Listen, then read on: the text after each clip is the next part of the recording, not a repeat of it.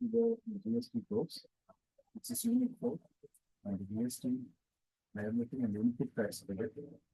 So the rates of GST, classification of goods and services, and rates based on classification, problems on computation of GST liability, and input tax credit, meaning process for availing input tax credit, and problems in calculation of input tax credit on net GST and liability.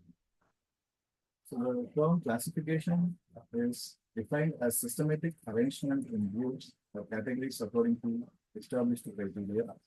Under the indirect tax regimes prevalent across the globe, including India, the classification of various items which are the subject matter of tax, be it goods or services, is an essential and integral part of the whole levy and collection mechanism.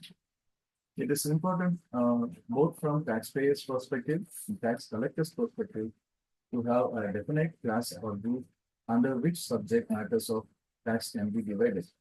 The primary intention of classifying them is to determine whether or not the same would be encumbered by the levy of these taxes, and if so, under which category the tax liability would arise.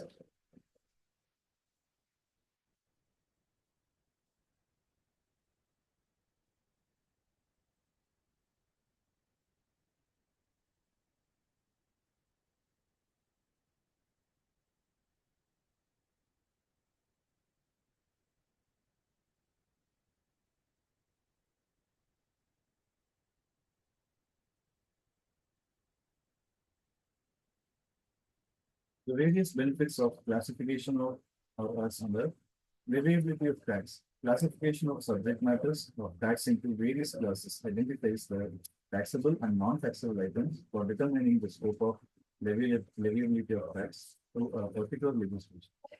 Goods versus service. After determining whether a particular subject matter is leviable to tax or not, classification principles further assist in determining if they are taxable as goods or as service. The differentiation between goods and services not only impacts the rate of tax, but also the time, place, and value of the tax. So exemptions. The government exempts specific categories of items from levy of taxation. Exemption from tax is a policy decision of the government, which finds its base from the classification of items into specific categories, which are driven by various socio-economic factors. Rate of tax.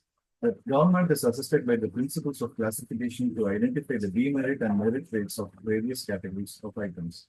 Such categorization helps the government to ensure that the burden of taxation is not regressive for the taxpayers and also not negatively affect the revenue collection for the government.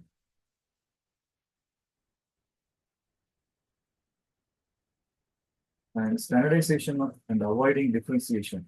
Classification also helps the government to collect data about various trades and industries in a systematic and standardized manner. Further, it helps to bring on par various similar and like items sold by different industries and sizes of business to ensure uniformity. Thank you.